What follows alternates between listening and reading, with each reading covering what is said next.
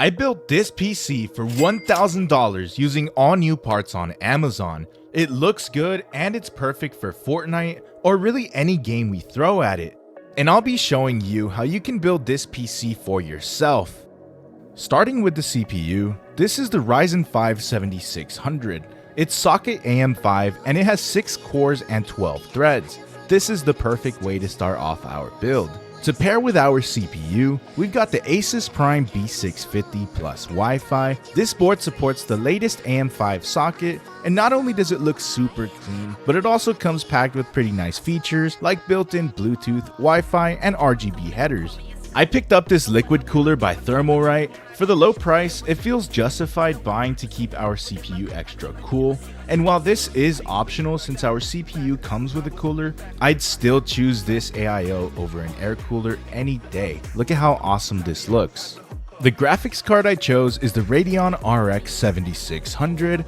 This specific model has 3 fans, it looks so good, and it's gonna run super great.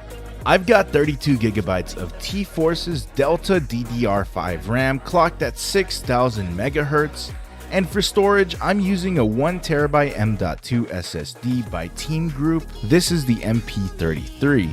It'll all be inside the Okinos Aqua 7 mid-tower case. This build is actually going to my friend's brother, so shout out to her, check out her content as well. This is the case that he chose. It's got 6 pre-installed RGB fans and lots of space. Super nice choice. Now let's go ahead and start building this thing. We'll start by taking the motherboard out of the box, and this is pretty much going to be like our base that we'll start to build up from.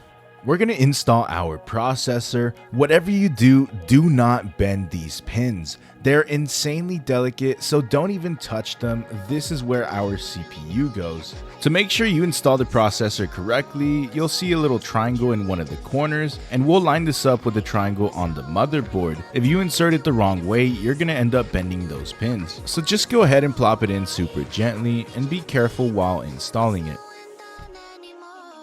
And this is the RAM I was talking about earlier in the video, the T-Force Delta RGB. Just make sure the notches are lined up when you're installing it. Installing the RAM is super straightforward.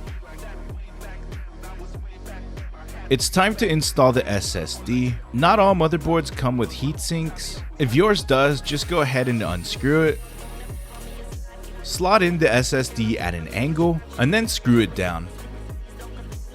This is the stock CPU fan that comes with the processor. It does a great job cooling and you don't need to upgrade it, but I still did. This is the first time I use one of these in black. It looks super nice, and for the price, these are super high quality. Of course, it does come with a tube of Thermalright TF7 thermal paste. Just bust the fat load on there and you're good to go. The installation process is super simple. It's just a matter of screwing it on there. This is going to keep our CPU temp super cool. At this point, I'm going to put the case on its side. I guess you don't have to, but obviously it'll make it easier for us to start moving everything into the case. Don't forget to install the I/O shield. Even after all these years, I tend to forget about it sometimes. Now we can move on to our power supply. I get asked so many times if this model is good. Yes, it's a good power supply.